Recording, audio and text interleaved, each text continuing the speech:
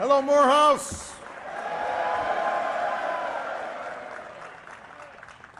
Well, thank you, everybody. Please be seated. I love you back. That is why I'm here. I have to say that it is one of the great honors of my life to be able to address this gathering here today. I want to thank Dr. Wilson for his outstanding leadership and the Board of Trustees. We have Congressman Cedric Richmond and Sanford Bishop, both proud alumni of this school, as well as Congressman Hank Johnson and one of my dear friends and a great inspiration to us all, the great John Lewis is here.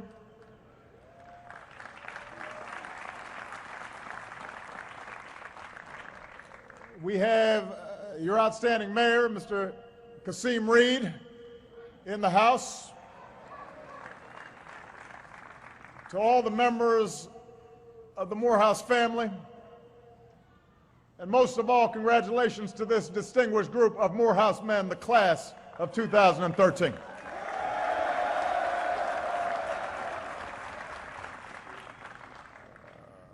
I have to say that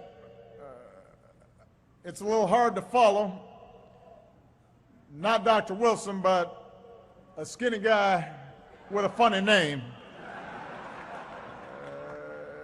Besiga Tadella. He's going to be doing something. I also have to say that you all are going to get wet. And I'd be out there with you if I could. But Secret Service gets nervous. So I'm going to have to stay here dry. But know that I'm there with you in spirit. Some of you are graduating summa cum laude. Some of you are graduating magna cum laude. I know some of you are just graduating thank you laude.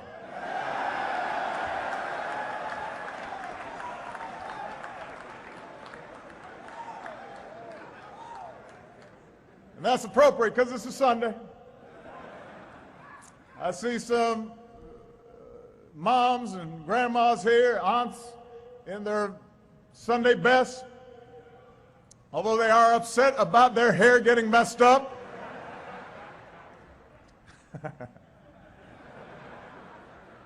Michelle would not be sitting in the ring. She has taught me about hair. I want to congratulate all of you, the parents, the grandparents, the brothers and sisters, the family and friends who supported these young men in so many ways. This is your day as well. Just think about it. Your sons, your brothers, your nephews, they've spent the last 4 years far from home and close to Spelman, and yet they are still here today.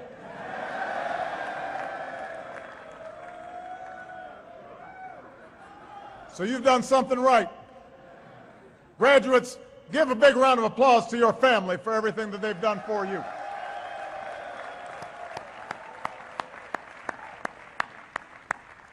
I know that some of you had to wait in long lines to get in today's ceremony. And I would apologize, but it did not have anything to do with security. Those graduates just wanted you to know what it's like to register for classes here. And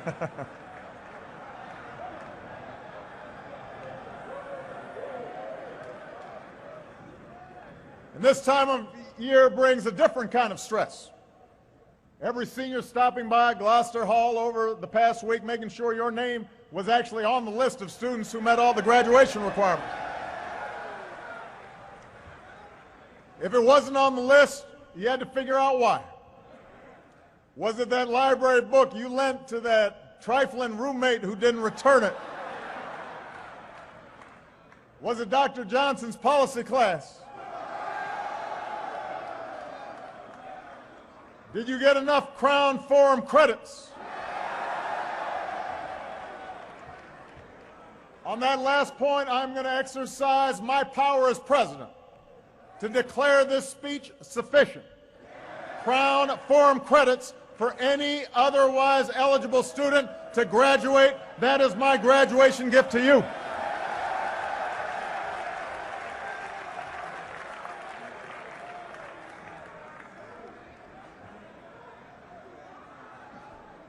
You have a special dispensation. Now, graduates, I am humbled to stand here with all of you as an honorary Morehouse man.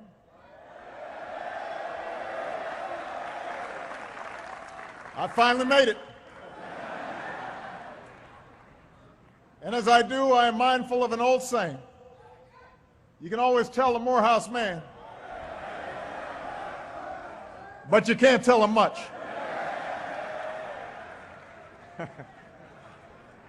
And that makes my task a little more difficult, I suppose. But I think it also reflects the sense of pride that's always been part of this school's tradition. Benjamin Mays, who served as the president of Morehouse for almost 30 years, understood that tradition better than anybody. He said, and I quote, "It will not be sufficient for Morehouse College, for any college for that matter, to produce clever graduates, but rather honest men, men who can be trusted in public and private life, men who are sensitive to the wrongs, the sufferings, and the injustices of society, and who are willing to accept responsibility for correcting those ills."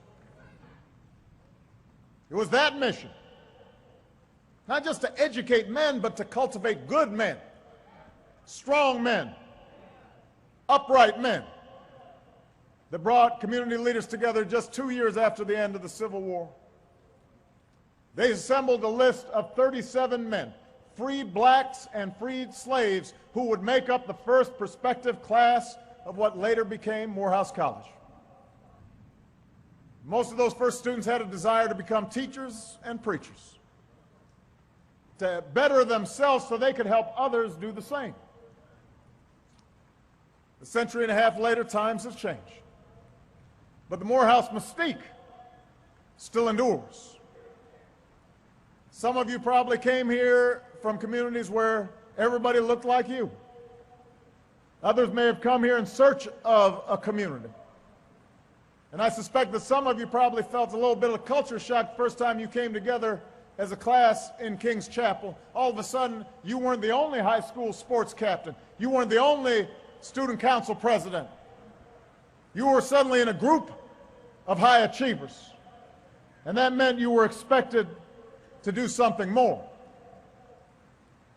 And that's the unique sense of purpose that this place has always infused. The conviction that this is a training ground not only for individual success, but for leadership that can change the world. Dr. King was just 15 years old when he enrolled here at Morehouse. He was an unknown, undersized, unassuming young freshman who lived at home with his parents. And I think it's fair to say he wasn't the coolest kid on campus. For the suits he wore, his classmates called him Tweed. But his education at Morehouse helped to forge the intellect, the discipline, the compassion, the soul force that would transform America. It was here that he was introduced to the writings of Gandhi and Thoreau and the theory of civil disobedience. It was here that professors encouraged him to look past the world as it was and fight for the world as it should be. And it was here at Morehouse, as Dr. King later wrote, where I realized that nobody was afraid, not even of some bad weather. I added on that part. I know it's wet out there.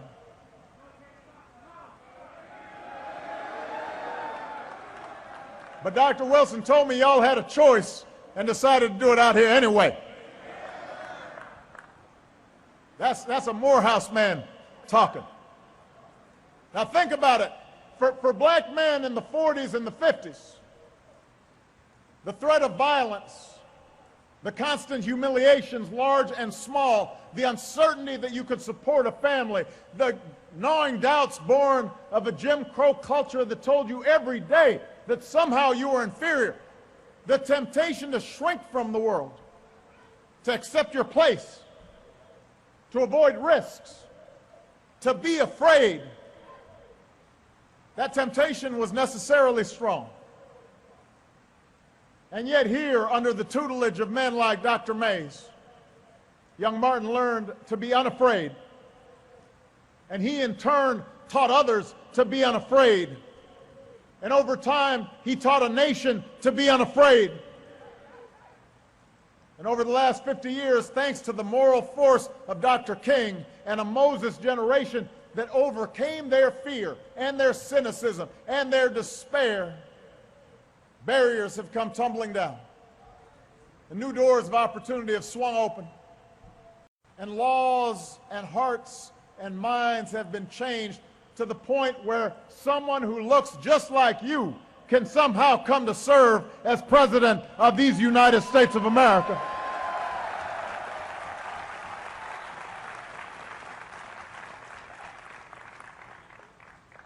So the history we share should give you hope. The future we share should give you hope. You're graduating into an improving job market. You're living in a time when advances in technology and communication put the world at your fingertips. Your generation is uniquely poised for success unlike any generation of African Americans that came before it. But that doesn't mean we don't have work. Because if we're honest with ourselves, we know that too few of our brothers have the opportunities that you've had here at Morehouse. In troubled neighborhoods all across this country, many of them heavily African American, too few of our citizens have role models to guide them. Communities just a couple of miles from my house in Chicago, communities just a couple of miles from here, there are places where jobs are still too scarce and wages are still too low, where schools are underfunded and violence is pervasive, where too many of our young men spend their youth not behind a desk in a classroom, but hanging out on the streets or brooding behind a jail cell. My job as president is to advocate for policies that generate more opportunity for everybody, policies that strengthen the middle class and give more people the chance to climb their way into the middle class, policies that create more good jobs and reduce poverty and educate more children and give more families the security of health care and protect more of our children from the horrors of gun violence. That's my job. Those are matters of public policy, and it is important for all of us, black, white, and brown, to advocate for an America where everybody's got a fair shot in life, not just some, not just a few. But along with collective responsibilities, we have individual responsibilities. There are some things as black men we can only do for ourselves. There are some things as Morehouse men that you are obliged to do for those still left behind. As Morehouse men, you now wield something even more powerful than the diploma you're about to collect, and that's the power of your example. So what I ask of you today is the same thing I ask of every graduating class I address. Use that power for something larger than yourself. Live up to President Mays' challenge. Be sensitive to the wrongs, the sufferings, and the injustices of society, and be willing to accept responsibility for correcting those ills. I know that some of you came to Morehouse from communities where life was about keeping your head down and looking out for yourself. Maybe you feel like you escaped, and now you can take your degree and get that fancy job and the nice house and the nice car and never look back. And don't get me wrong, with all those student loans you've had to take out, I know you got to earn some money. With the doors open to you that your parents and grandparents could not even imagine, no one expects you to take a vow of poverty. But I will say it betrays a poverty of ambition if all you think about is what goods you can buy instead of what good you can do.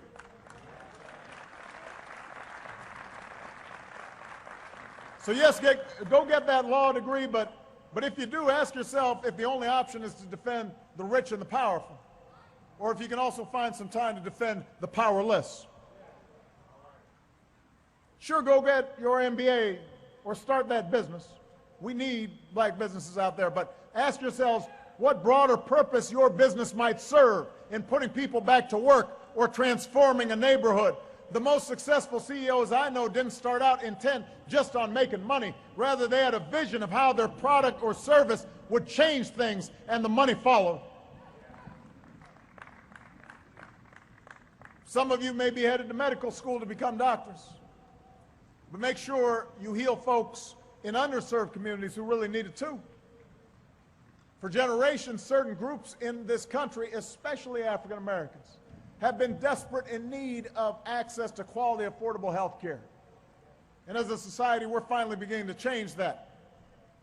Those of you who are under age 26 already have the option to stay on your parents' health care plan. But all of you are heading into an economy where many young people expect not only to have multiple jobs, but multiple careers. So starting October 1st, because of the Affordable Care Act, otherwise known as Obamacare, you'll be able to shop for a quality, affordable plan that's yours and travels with you, a plan that will ensure not only your health, but your dreams if you are sick or go get an accident. But we're going to need some doctors to make sure it works too. We've got to make sure everybody has good health in this country. It's not just good for you, it's good for this country. So you're going to have to spread the word to your fellow young people. Which brings me to the second point. Just as Morehouse has taught you to expect more of yourselves, inspire those who look up to you to expect more of themselves. We know that too many young men in our community continue to make bad choices. And I have to say, growing up, I made quite a few myself. Sometimes I wrote off my own failings as just another example of the world trying to keep a black man down. I had a tendency sometimes to make excuses for me not doing the right thing. But one of the things that all of you have learned over the last 4 years is there's no longer any room for excuses.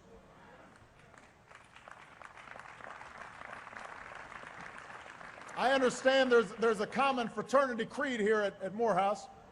Excuses are tools of the incompetent, used to build bridges to nowhere and monuments of nothingness. Well, we've got no time for excuses. Not because the bitter legacy of slavery and segregation have vanished entirely, they have not. Not because racism and discrimination no longer exist. We know those are still out there. It's just that in today's hyper-connected, hyper-competitive world with millions of young people from China and India and Brazil, many of whom started with a whole lot less than all of you did, all of them entering the global workforce alongside you, nobody is going to give you anything that you have not earned. Nobody cares how tough your upbringing was. Nobody cares if you suffered some discrimination. And moreover, you have to remember that whatever you've gone through, it pales in comparison to the hardships previous generations endured, and they overcame them. And if they overcame them, you can overcome them too.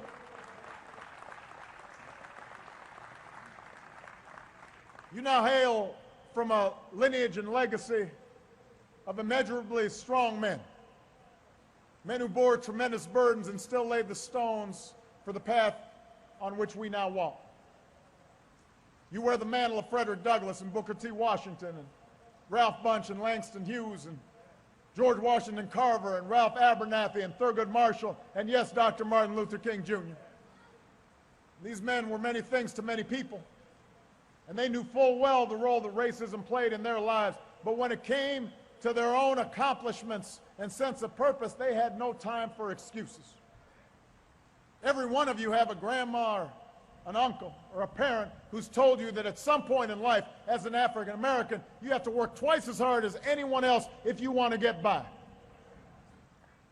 I think President Mays put it even better. He said, whatever you do, strive to do it so well that no man living and no man dead and no man yet to be born can do it any better.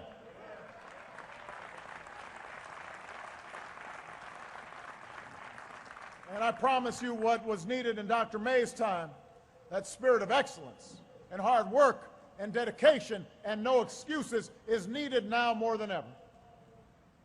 If you think you can just get over in this economy just because you have a Morehouse degree, you're in for a rude awakening. But if you stay hungry, if you keep hustling, if you keep on your grind and get other folks to do the same, nobody can stop you. And when I talk about pursuing excellence and setting an example, I'm not just talking about in your professional life. One of today's graduates, Frederick Anderson. Where's Frederick? Frederick right here. I know it's raining, but I'm going to tell about Frederick. Frederick started his college career in Ohio only to find out that his high school sweetheart back in Georgia was pregnant. So he came back and enrolled in Morehouse to be closer to her.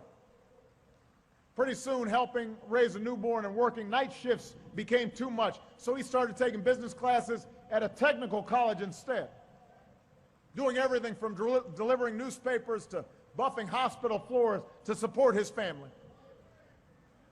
And then he enrolled at Morehouse a second time. But even with a job, he couldn't keep up with the cost of tuition. So after getting his degree from that technical school, this father of three decided to come back to Morehouse for a third time. As Frederick says, God has a plan for my life, and he's not done with me yet. And today, Frederick is a family man, and a working man, and a Morehouse man, and that's what I'm asking all of you to do. Keep setting an example for what it means to be a man.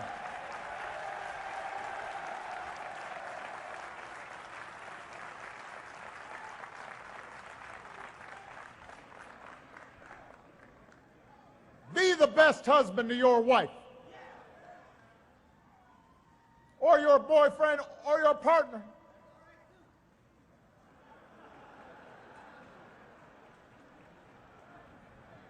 Be the best father you can be to your children, because nothing's more important. I was raised by a heroic single mom, wonderful grandparents, made incredible sacrifices for me. And I know there are moms and grandparents here today who did the same thing for all of you. But I sure wish I had had a father who was not only present, but involved. Didn't know my dad. And so my whole life, I've tried to be for Michelle and my girls what my father was not for my mother and me. I want to break that cycle where a father's not at home, where a father's not helping to raise that son or daughter. I want to be a better father, a better husband, a better man. It's hard work that demands your constant attention and frequent sacrifice. And I promise you, Michelle will tell you I'm not perfect.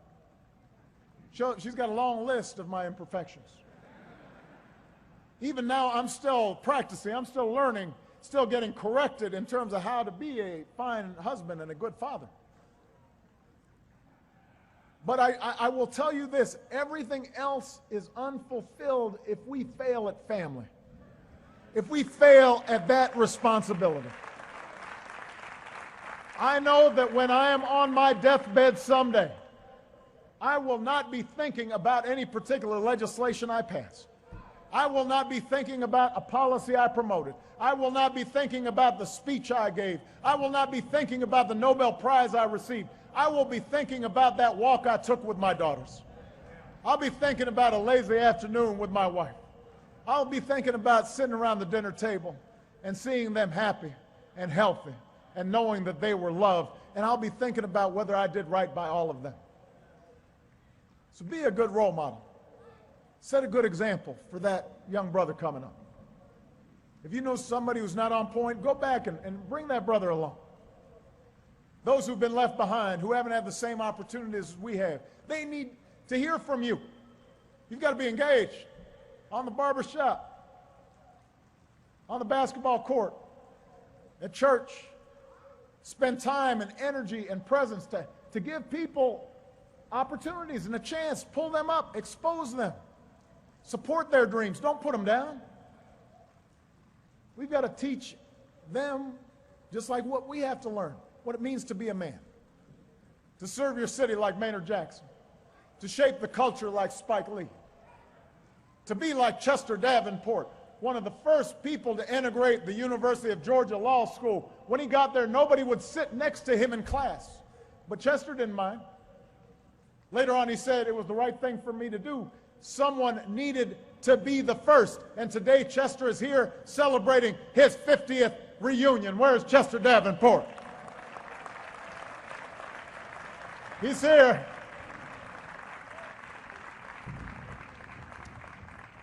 So if you've had role models, fathers, brothers like that, thank them today. And if you haven't, commit yourself to being that man for somebody else. And finally, as you do these things, do them not just for yourself, but don't even do them just for the African American community. I want you to set your sights higher. You know, at the turn of the last century, W.E.B. Du Bois spoke about the talented 10, a class of highly educated, socially conscious leaders in the black community. But it's not just the African American community that needs you. The country needs you. The world needs you. As Morehouse men, many of you know what it's like to be an outsider, know what it's like to be marginalized, know what it's like to feel the sting of discrimination. And that's an experience that a lot of Americans share. Hispanic Americans know that feeling when somebody asks them where they come from or tells them to go back. Gay and lesbian Americans feel it when a stranger passes judgment on their parenting skills or the love that they share. Muslim Americans feel it when they're stared at with suspicion because of their faith. Any woman who knows the injustice of earning less pay for doing the same work, she knows what it's like to be on the outside looking in. So your experiences give you special insight that today's leaders need. If you tap into that experience, it should endow you with empathy, the understanding of what it's like to walk in somebody else's shoes, to see through their eyes, to know what it's like when you're not born on third base, thinking you hit a triple. It should give you the ability to connect. It should give you a sense of compassion and what it means to overcome barriers. And I will tell you, class of 2013, whatever success I have achieved, whatever positions of leadership I have held, have depended less on Ivy League degrees or SAT scores or GPAs, and have instead been due to that sense of connection and empathy, the special obligation I felt as a black man like you to help those who need it most, people who didn't have the opportunities that I had, because there but for the grace of God go I. I might have been in their shoes. I might have been in prison. I might have been unemployed. I might not have been able to support a family, and that motivates me. So it's up to you to widen your circle of concern, to care about justice for everybody, white, black, and brown. Everybody, not just in your own community, but all across this country and around the world, to make sure everyone has a voice and everybody gets a seat at the table. That everybody, no matter what you look like or where you come from, what your last name is, it doesn't matter. Everybody gets a chance to walk through those doors of opportunity if they are willing to work hard enough. When Leland Shelton was 4 years old, where's Leland? Stand up, Leland.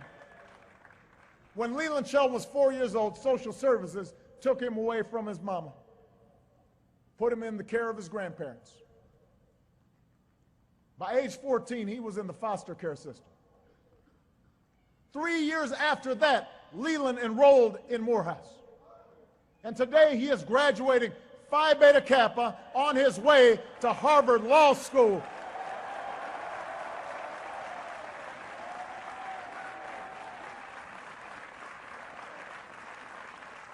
But he's not stopping there. As a member of the National Foster Care Youth and Alumni Policy Council, he plans to use his law degree to make sure kids like him don't fall through the cracks.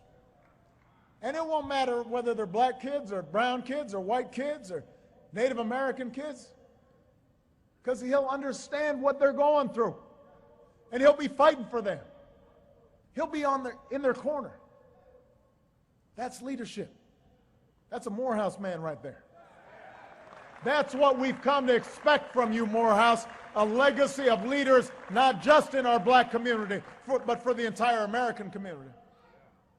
To recognize the burdens you carry with you, but to resist the temptation to use them as excuses. To transform the way we think about manhood and set higher standards for ourselves and for others. To be successful, but also to understand that each of us has responsibilities, not just to ourselves, but to one another and to future generations. Men who refuse to be afraid. Men who refuse to be afraid. Members of the class of 2013, you are heirs to a great legacy. You have within you that same courage and that same strength, the same resolve as the men who came before you. That's what being a Morehouse man is all about. That's what being an American is all about. Success may not come quickly or easily, but if you strive to do what's right, if you work harder and dream bigger, if you set an example in your own lives and do your part to help meet the challenges of our times, then I'm confident that together we will continue the never-ending task of perfecting our union. Congratulations, class of 2013. God bless you. God bless Morehouse, and God bless the United States of America.